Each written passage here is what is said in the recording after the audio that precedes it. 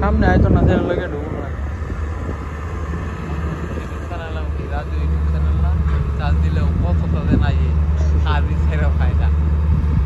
মোবাইলে কিনলে দিয়ে দিলে আর পরে এমনি গেলে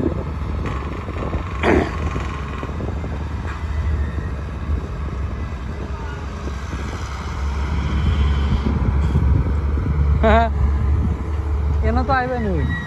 আলাদা আলাদা করলে বেটার ভিডিও লস হইব